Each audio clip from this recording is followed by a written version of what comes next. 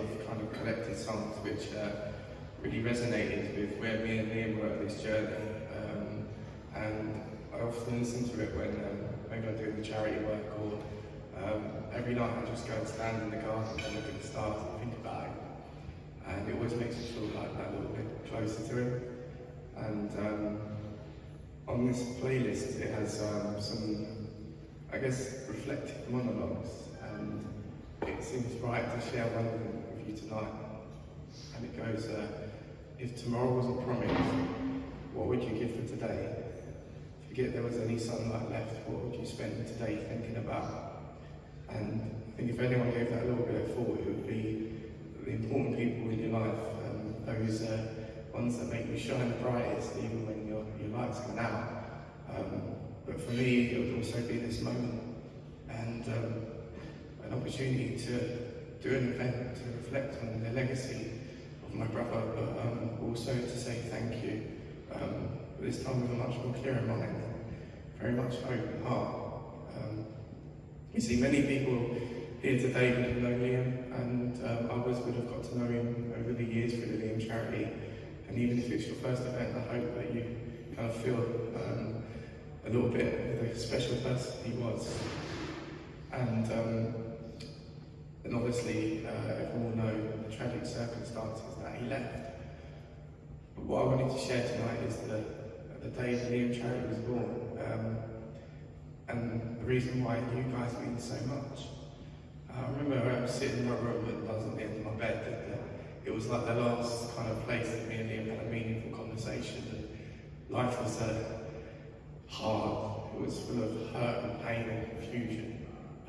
But there was one thing that I knew for sure, that this wasn't the last thing that Liam was meant to give to the earth. He had so much more to give. And I decided to do something in his memory to help young people just like him and their families and their friends. So I signed up for my triathlon, and you know, Childline, I could have that choice a million times, and I'll pick it a million times over.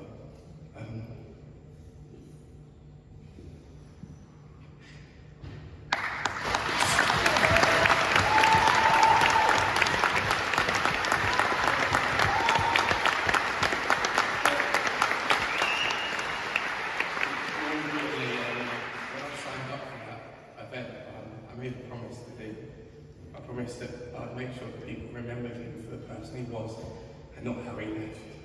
That I'd create special moments and memories in his honour with happiness and laughter that he was no doubt going to give to the world. I promised him that I'd show him how lovely he was and how lovely he still is. And I also promised him that I wouldn't let him down again. And the thing with a promise is it's so easy to make.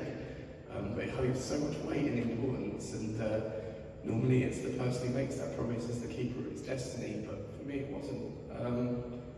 But for anyone that's given me the opportunity to share Liam, and those that have listened and taken that and done something positive in the world, whether that be supporting Childline or charity of their choice, or maybe connecting with someone that they feel quite distant with that means something to them, or even just like appreciating them one day a little bit more.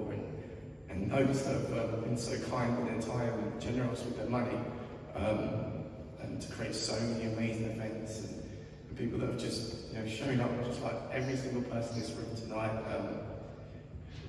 You are that product. This every single one of you.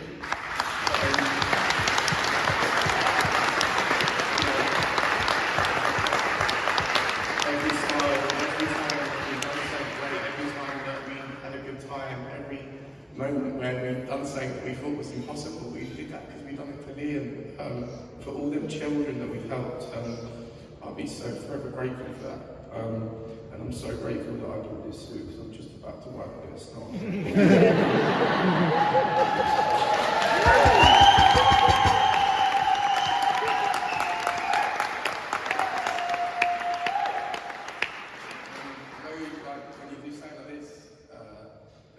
The word inspiration gets used quite a lot, and I always feel that it's quite somewhat misplaced when it's directly at me.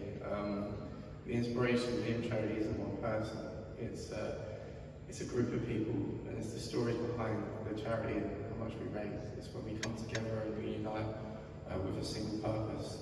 And it's also where the money goes.